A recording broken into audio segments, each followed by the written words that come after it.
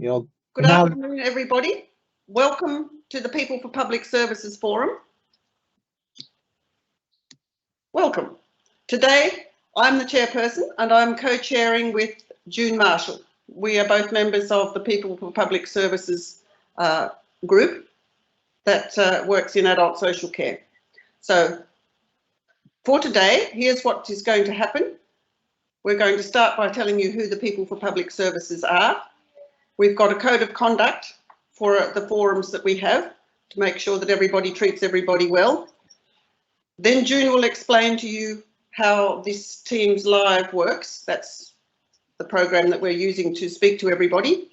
And then we will be passing you on to Professor Graeme Betts, the Director of Adult Social Care, who is discussing the review that we have of adult social services and how that's going to be worked on and developed with everybody in Birmingham. So to start with, here are some pictures from the days when we were all allowed to be with one another, when the People for Public Services Forum was relatively new. You can see that we have been able to get together with a lot of citizens, and the people on the podium are one of them. That's an elected member in the middle, and that's me there as well. And up the top left, you can see a forum with people all learning about what's going on in the City Council. Here are some more members of our team, a group photo there. So we have quite a diverse and set of interested people. We should say that these people are experts by experience they're either carers or they have other associations with adult care, adult social care. And sorry, Fiona. Sorry, just going a bit fast there. So, and I would just like to add, before we come on to the code of conduct, that anybody who would like to be involved with People for Public Services is always welcome, because more is always better. So how we operate in our meetings is that we are completely inclusive, and everybody has the right, and we accord everybody the opportunity to contribute. We respect one another's views, whether we agree with them or not. We treat one another as adults and as equals, and we try to make sure that we make ourselves understood to everybody. So now I'm handing you over to June Marshall, who's a City Council member of the People for Public Services, and who will take you through today's session. Hello everybody, and thank you very much for spending the time with us this afternoon. So some of you may still be asking why we're using this virtual forum. For us, one of the things that's of paramount importance is to keep everybody in a safe environment. So keep everybody together, keep everybody safe. The new format gave us new challenges. In that some citizens were unable to access meetings, were unable to join us. As Fiona alluded to earlier, we used to meet in person. However, what I will say to you is it's also given us new opportunities, because it's given us more opportunities to expand our meeting invites to other citizens who were unable to attend in person before. So we're really pleased with that, and it is going from strength to strength. We're probably working in this way now for the best part of 18 months. Plus, and it has really improved, and we've learned a lot of lessons along the way as well. So we are really keen that we use these forums to update you on latest developments and also get your involvement, views, feedback, because after all, citizens are the reason why we come to work every day. So it's really important that we do that. If there are any improvements you think we can do to make some changes to the new format, please let us know. We'd really love to hear from you. And as Fiona says, if you'd like to be involved in the more formal organising committee or People for Public Services Forum going forward, please contact us. We'd love to have you. So how this system works is basically your top of your bar, you will see two speech bubbles, and it's a chat function. So if you've got any queries any questions, any points you want to make, please just type them into the chat bar. You can do them anonymous or you can do them with your name. What we'll do is pick up questions at the end of the session, and what we'll do is I'll read them out so everybody understands and hears them. And I'll try and organise them into groups so we get the quickest answers to a number of questions at any one time. But please feel free to make any comments, question, or raise any questions throughout the session. I know Graeme will be more than happy to take questions at the end. So without further ado, I'll ask Graeme to put his camera on so he can talk to you all. And we'll hand you over to Professor Graeme Betts, who's our Director of Adult Social Care. Graeme, you need to put your camera on. Thanks a lot. I have got my camera on, June. Yeah. Yeah, don't worry. I can see you, Graeme. You're on. It's okay. Thank you very much. Well, first of all, thank you very much for inviting me to come to attend this session today. I'm really pleased to be here. It's always a pleasure to join these sessions with citizens. There's quite a lot to get through, so I will move at quite a pace. You can have access to all the slides and everything. There is not an issue about that. So, but as I say, I will move quite quickly because there's a lot to get through. Just to give you an idea of what we're going to be covering, firstly, I'm going to go back to the vision for adult social care. We always start there whenever we have a session like this. And then I'll talk about what a pause and learn review is, the background, how it's done, what was reviewed, the outcome, and so on. And I'll leave as much time as I can for questions. We'll also have a couple of clips from videos, and we've got Emil here who's also going to contribute to this session. So if we move on. As I said, the vision for adult social care is what's been driving adult social care now for the past 4 years. It's the most fundamental thing we did.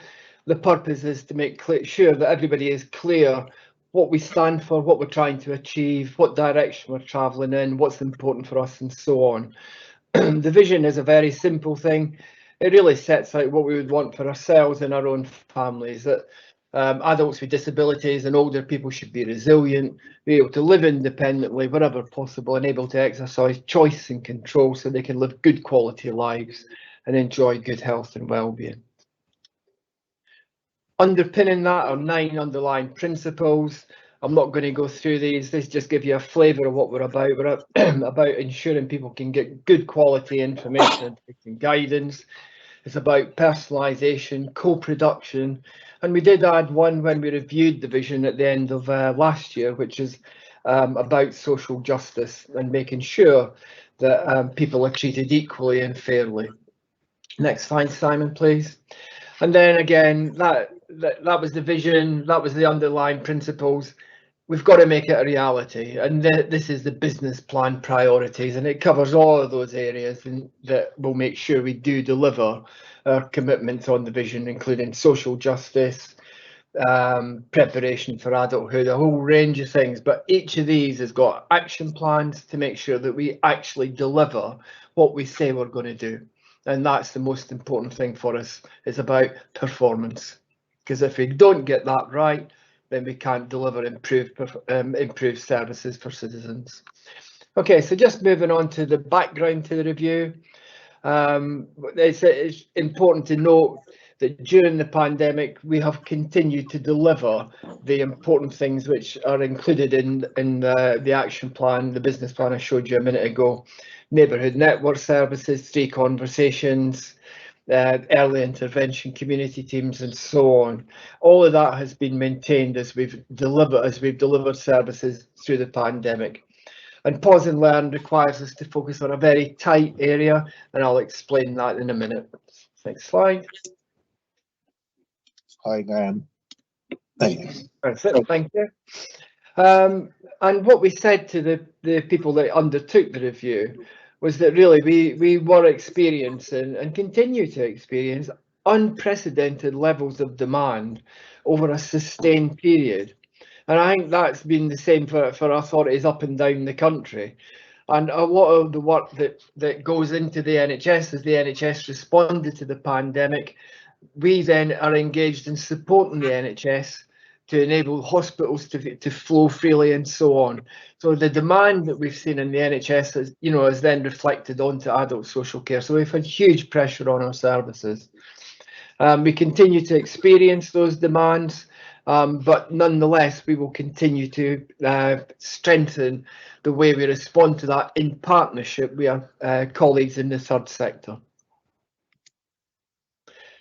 So just a few words about what a pause and learn review is. It's essentially a peer review. We've been doing these for a long time now in adult social care, but because of the pandemic, we've had to change the approach. So a new approach was required to this sort of peer review process. Next slide. It's a lighter touch, if we can put it that way, a more flexible approach.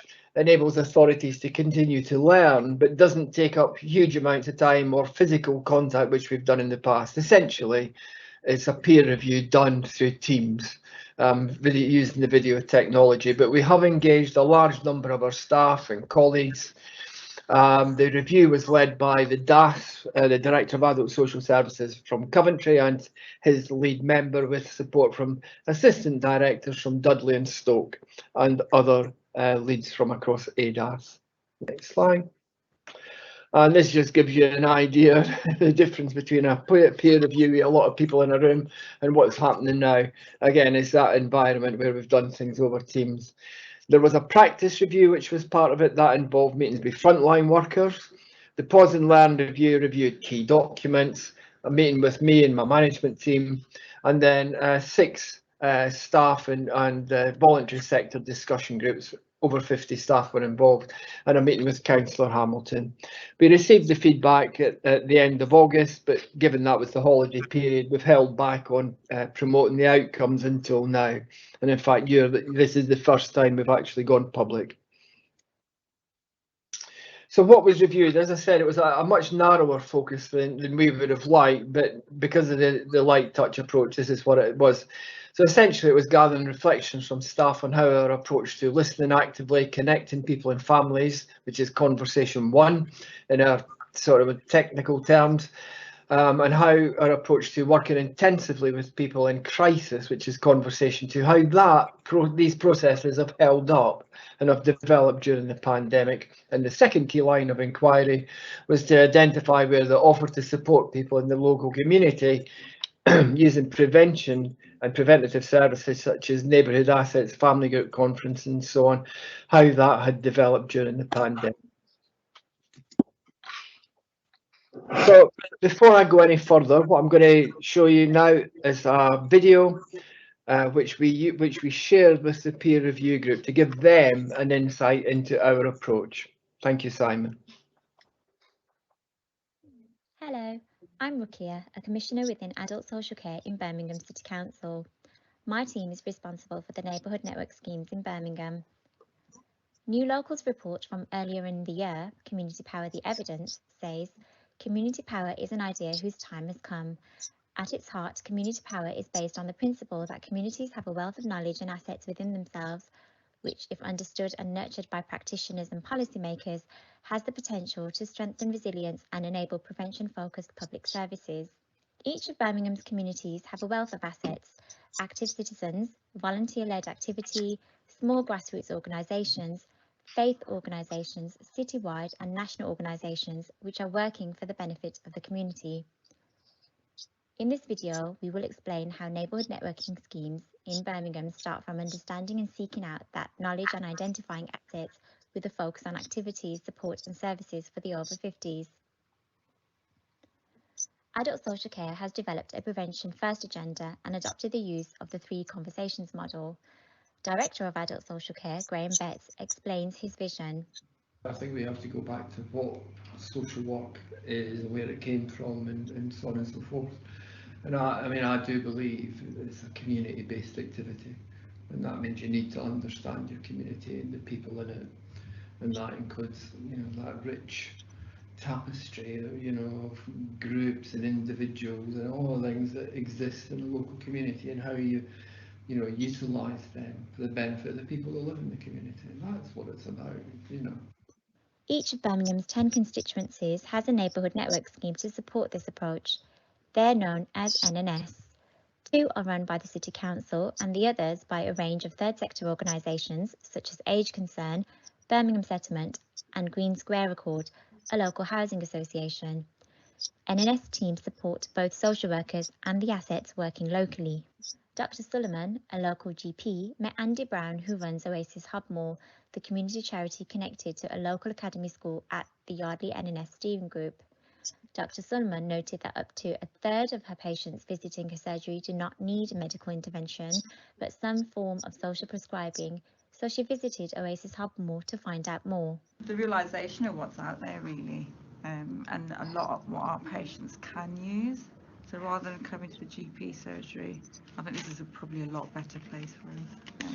Yeah, for us it's about transforming community. So you can't transform community on your own. There's loads of assets out there. So even those third of the people that, you know, they've got talents and they've got assets that they can use to help transform the neighbourhood, and it's about bringing them together. During the pandemic, we asked NNS teams to be responsible for coordinating support at a local level and to use their grants to plug gaps, keep people fed, safe, healthy and happy. We found the relationships we had already developed were invaluable for understanding what the needs of the communities were, and we really did get added value from this funding. The following examples of NNS grants during the pandemic demonstrate this. It has been my pleasure to be able to use the wonderful grant money from Northfield to help us to keep in touch with our folk. There was over 70 people on our books, and we've been able to employ a Sue for 3 hours a week, who's enabled us to keep in touch with telephone groups and by post, and deal with individual problems, and also to supply 4 deliveries over the year. We did a Christmas parcel, we did afternoon tea, we did a fish and chip supper, and this has all been very much appreciated. I want to share is one of the mini plots here belongs to a local lady who's 75 years old. She's recovering from COVID, was absolutely housebound, socially isolated, and was really on death's door, wouldn't come out of the house. We've reintroduced the allotments to her, and now she comes regularly on a weekly basis. I told Paul about my iPad problem, and he said we can lend you a tablet, which he did, and I found that was very useful. What I found was most useful was the exercise video. For about 15 minutes or so, 15-20 minutes, we used to walk a mile on the spot, and it was absolutely wonderful time we had. From that gave me a lot of health benefit, because I wasn't doing any other exercise.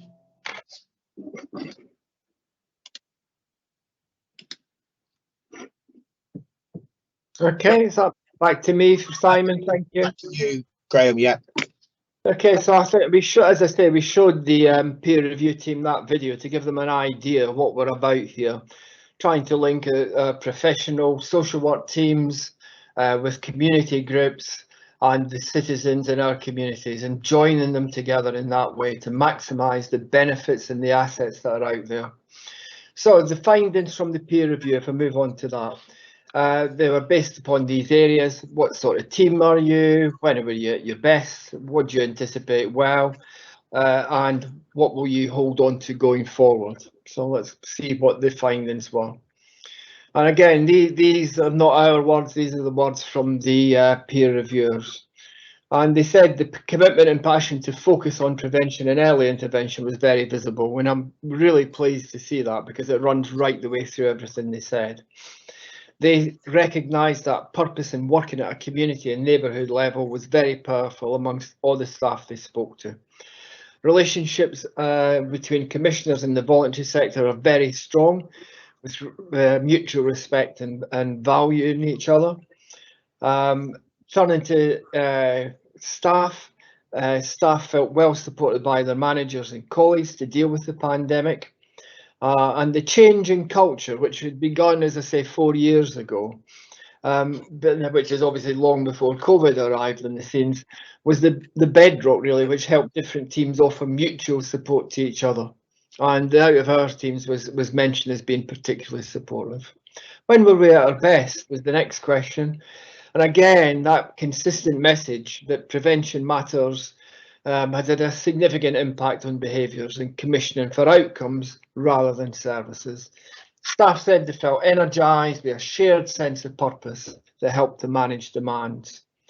The renewed focus on social justice was appreciated and recognised as being a real step forward in demonstrating the commitment to the population of Birmingham and tackling inequalities. The pandemic highlighted the importance of data and how when we combine that empirical data from a variety of sources with the local knowledge of assets at a very local level, then we could really bring that together to improve the opportunities for local people. And that working in and around local communities was seen as a real key to our success. And then on the staff side, having a flexible and agile approach to work-life balance with new freedoms, staff really felt benefit from that. Thank you. What did we anticipate? Well, I think the feedback we had was that continued to implement the customer journey and strengths-based model helped us respond to the pandemic and to the post-pandemic challenges, particularly given the diverse and mobile population that we serve. The work in neighbourhoods and the strong partnerships meant that we could respond very quickly with our partners in the voluntary sector as we began to respond and come out of the pandemic. Digital inclusion and the right IT was seen by staff as key, and the importance of more regular communication. We've always thought we communicated reasonably well, but this demonstrated the need for even better communication. What should we build on? Again, the key message was keep building, keep doing what you're doing in terms of the transformation that you've brought to Birmingham services. Retain the focus on diversity and social justice, and appreciate the passion and creativity of workers to focus on individuals, their aspirations and community assets. And then again, improve communication and engagement across teams at the council and the wider partners, keeping that focus on prevention. The other things that were suggested we build on was the appreciation of the leadership model, which is what we call a distributed model. Essentially, that means we encourage everybody in the organisation to take on a leadership role at every level. A clear commitment to prevention, again, staff get that, and the feedback was keep building on that. And also that appetite for innovation. It's not that we've had a wee group of people in a darkened room cooking up all these ideas. We've given some structure and framework, but these ideas have been picked up and developed at a local level throughout all our communities and in partnership with our frontline staff and community groups and citizens themselves. All of that has created the situation we now find ourselves in, where we are taking forward on prevention and being able to build on that strengths-based approach, working at a community and neighbourhood level. So I'm going to hand over now for a few minutes to Emile. Emile has been central to the Neighbourhood Network Services, so I'll let Emile say a few words now. Over to you, Emile. Thank you, Graeme, and thank you for having me. So my name is Emile Prysack. I'm a commissioning manager within the Prevention and Communities Commissioning team.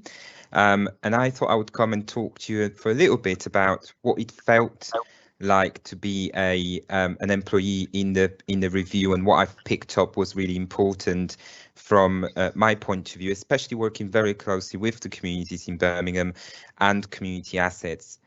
So one of the things that our team commissions is neighbourhood network schemes, which you've just heard about. So I thought it was really crucial for me to just come and talk a little bit about what it was like for myself. So first of all, I think it's really important to say that it was a really well structured and very informal informal way of running the pause and review. And I just wanted to say a big thank you to the team who made us feel comfortable and confident in speaking freely and transparently in the sessions, and the panel made us feel very comfortable. There are in particular, there are two things I picked out that were really important from the sessions. One was the enthusiasm, the passion and the commitment of the employees who attended the session. And you could see that in every single session that I attended, but the panel actually in particular picked that up, expecting that because of the pandemic, we've all been quite tired and we've worked endlessly to support our communities and each other. But actually everybody that took part in the sessions was really enthusiastic about the changes, about the way we work in Birmingham and how we've all pulled together to respond to the pandemic. So that's something I really felt was important to mention. And then the second thing was the power of course, our communities and the voluntary sector. And that was also picked up again by the staff attending, but the panel as well. And it's about the structures that we've put in place as a council, actually even prior to the pandemic, but also some of the new developments moving forward. So things like the relationship with BVSC and their role as the citywide coordinators in the pandemic for us, that was really valuable to us, but also the civic society, the mutual aid response, and the partnerships created within the communities that actually we didn't need to support too much. There was so much power out there within the sector and the quick mobilization that it was really important to mention that. So that was really incredible looking back. The one thing I wanted to mention moving forward actually will lead you to the next section of this presentation, which is looking at the recommendations. For me and our team in particular, it's around supporting the well-being of our providers, service workers, so actual staff who we commission to work in the communities. We need to do a bit more to support their well-being. And that's one of the priorities for myself and for my team to take forward. And that's something that we'll definitely see more support around. Hopefully you'll be reassured that I feel the recommendations and the findings really align with at least our team's thinking and what we have heard from the community assets and partners in the communities over the last year and a half. And I really hope that you join us in the developments moving forward. So thank you very much, and over to you, Graeme, again, I believe. Brilliant, thanks very much, Emil. So it's really helpful and really good to hear from a member of staff rather than me droning away all the time. So thank you for that. I'm now turning to just beginning to close up now and picking up the recommendations and our response to them. As I've touched on earlier, recommendation was to build on the transformation journey we're on, and we'll continue to move that forward. They also recommended we think about how we continue to support the workforce to avoid burnout, and that certainly is in our minds and something we're committed to. We'll continue to promote well-being, those one-to-ones with staff in terms of new ways of working and so on. Thinking about supporting the well-being of our partners, Emil touched on that, and I think it's right. It was really helpful comment to remember that our partners, the people we work with, are key to this as well, and it's essential that we do make sure that we support their well-being. We were recommended to consider closer linkages of prevention offered with social prescribing, which we will do. I think that's certainly something we'd want to build on. We take that away, so we'll discuss that more with our health colleagues. The next recommendation was making sure there's space for teams to be honest about pressures, and I think that's right.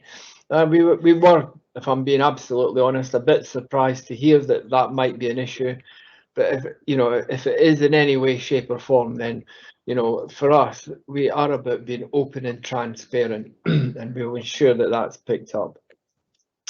There was a good point that was made was about the subtle changes in need and demand, and we've certainly seen and felt this in different ways. The teams in the hospital settings, for example, are certainly describing much more complex cases coming through, to which we don't necessarily have immediate care provision to meet those sorts of needs. So again, it's really helpful to have that feedback, because it reminds us that we need to keep up to pace with the needs of our citizens in Birmingham. So we'll continue to develop that. And then, you know, the final recommendation is about work with partners to reflect on future funding model as COVID monies disappear. It is absolutely right that we continue to look at how we fund all of these services that we currently deliver, how we improve them, how we get better value out of them, and so on and so forth. And we'll continue to do that in a number of ways. Oh, there's more, sorry. Reiterate to the workforce that they have freedom to shape and try out how they work. And again, I think earlier in the presentation I talked about the staff feeding back. They felt they were empowered to be innovative. So we will continue to make sure that they do feel that, so that they can be innovative, both in their approach to delivering services and in the way they work. And then really, I think this is the final one this time, is celebrating and appreciating the efforts of everyone, and we will. And that's the session here today is the first part in celebrating the feedback we've had from the Pause and Learn. We'll continue to communicate it. We want to promote it well. We really do feel incredibly proud of what our staff have achieved over this period. And we've collated a book of staff achievements to recognise their incredible work, and we will be celebrating their achievements.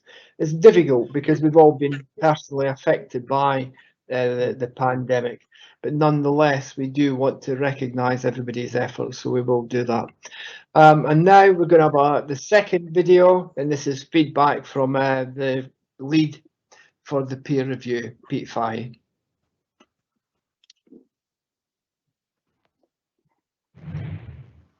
The first thing I want to talk to you about is what we experience in terms of the level of energy within Birmingham Adult Social Care, which I have to say, me and the entire team was hugely impressed by. We were expecting to talk to people who were expressing feelings of being tired, of feeling fatigued, of feeling they were constantly being asked to go and go and go again, particularly in response to the last year and a half we've all experienced. But actually we found anything but that. The level of energy is high, the enthusiasm is strong, the commitment to continue to move forward is impressive, to say the least. And that is not in part borne out by a number of people having a commitment to both Birmingham City Council as an employee, but Birmingham City as a resident, and that is something to cherish, relish and build on. Well done. The second main thing I want to talk about is some standout points around the journey Birmingham Adult Social Care has been on. You've made a huge amount of progress in the last few years. That was evident to me and the entire team. To no small part through Graeme Betts' leadership and that of his ADs, but absolutely that could not be delivered by the commitment and buy-in of every member of Adult Social Care and your wider workforce through neighbours, communities and social care providers. Talking about the work with neighbourhoods, that's been impressive and has been a cornerstone of the improvements you've made. You've relied on it heavily, and they continue to be part of your core adult social care delivery and indeed improve the fabric of Birmingham as a city overall. Your commitment to 3 conversations, strength-based working and family group conferencing is also hugely impressive, particularly in its content, but more so how it's embedded, understood, respected and valued by everybody. Oh. Brilliant. Right, okay, that's great. So that was good. It's good to have those words from Pete at the end. So I think we've covered everything we wanted to cover, so we're now open for questions and comments. So we do have just a couple of questions in, Graeme. Yep. So the first question is, can you explain what you mean by 3 conversations approach to social care as stated in your slide? Now, this question did come in early in the presentation, so it might have been answered, but I don't know if we wanted to pick it up anyway, just to be clear. But Maria, would it be possible to bring Maria in, because she's been on the call all this time? She hasn't had a chance to contribute. Do you want to pick that question up, Maria? Yeah, I can do. Hi everyone, I'm Maria Gavin, one of the assistant directors in adult social care, part of Graeme's management team. Simon, is it possible to flick back through just to the start of the slides? I think we mentioned about the definition of 3 conversations. So as part of our transformation of adult social care that Graeme mentioned earlier, we moved to a new approach of working with our citizens. Prior to transformation, we had quite a service-based model of care. So when social workers met with families and citizens and carers, their first point of that conversation was often about identifying people's needs and deficits and what services would meet them.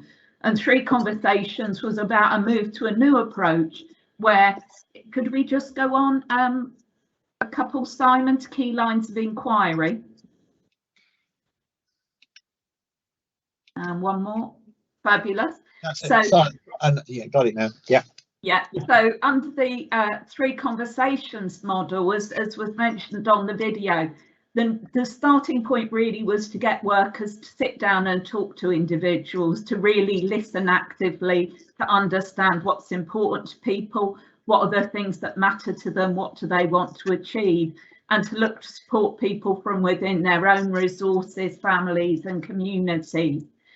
And under the second conversation, if people were in a crisis, to work with them on a short-term basis, stick like glues the term, to help support people to connect to community networks, to friends, to family, to support within their own circle of friends and people. And to use that really, those first 2 conversations and linking people back into communities and families and to wider support as the first way we look to work with people to achieve what matters to them, rather than thinking, right, we need home care 5 days a week or residential. Thank you. I'll bring you back, Graeme, just 1 second.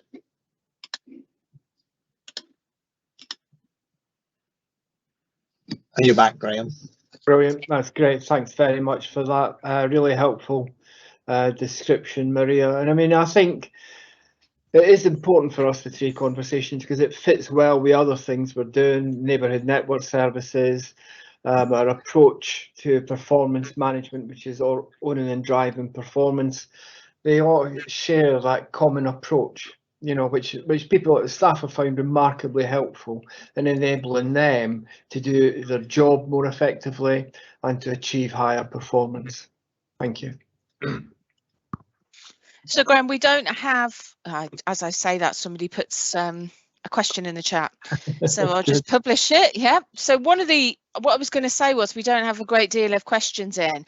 However, Sue from our TLDS service is asking about, if you like, where will the results be for the peer review, etc. I don't know if you just want to highlight what we're planning to do internally as well as externally. Yeah, so I mean, for us, it's an opportunity to feed back to our staff, our partners, citizens, like we're doing today, you know, how we're being perceived by external organisations. And that's, I mean, the peer review process has always been really helpful in doing that, because it's one thing, you know, us saying this is what we're doing and this is what we're trying to achieve. It's another if an independent organisation comes in and says, we can see what you're doing and we can see the results you're achieving. So it's really good to get that endorsement for what we've been trying to do. So we do want to promote that. We'll promote it to our own staff. We'll promote it to members, and we'll promote it to our partners as well. And as I say, I think the presentation we're trying to put together reflects their contributions. This isn't just about what we've done in adult social care. This is what we've done with our partners in health and we third sector groups, with citizens and so on. Now, the other thing I would say is we have responded to those initial recommendations.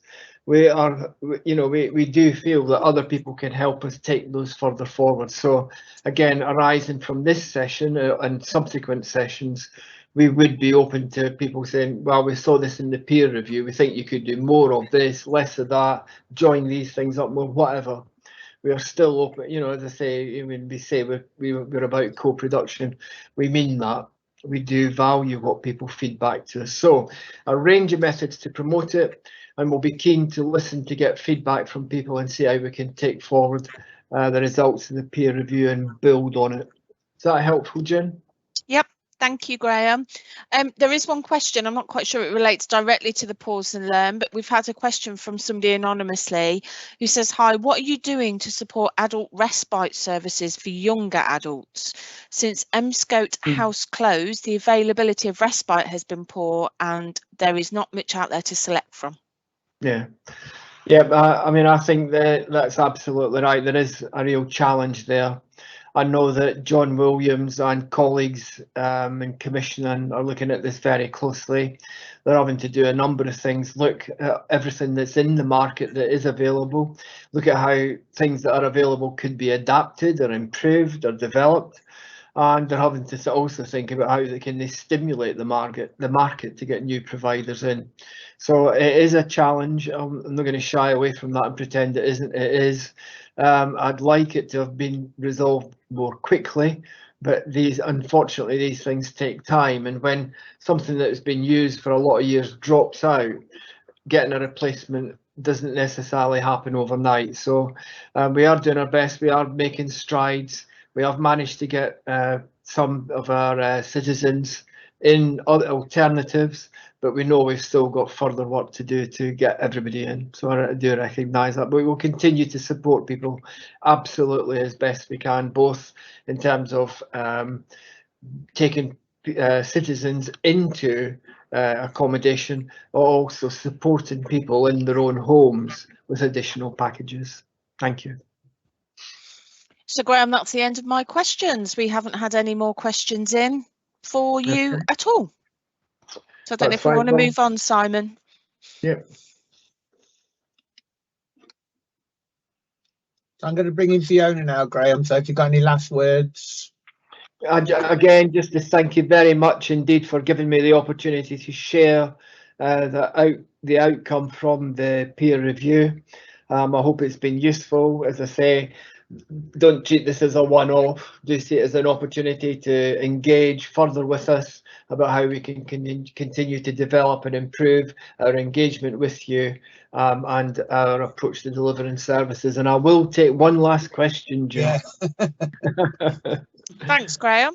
So the very last question that's, oh, hold on, they're all coming in now. So what is being done to provide places or activities, including volunteering opportunities for young adults who have left full-time education? And also, I'm assuming this is from the same person. They seem to be left doing nothing for the rest of their lives. Okay. So Sorry, Graeme, I've got another one as well on 3 conversations. Can you say how citizens get to know about the 3 conversations? Do they only get to know about it when they're referred to adult social care? That's it. Yeah, okay. So the first question about young people and so on. I mean, we are engaging young adults, those going through transitions and so on, to understand what opportunities they want and what we can support them with. So there's a number of approaches to that, both through the Pure project and through the work that John Williams and others are doing in terms of day opportunities. So I think, can I suggest, June, that it might be a useful session for John to come and run it with you, to talk about how we are seeking to engage younger people in that process. There's a group of young people helping us with that, so we have got young people co-producing that with us. Yep.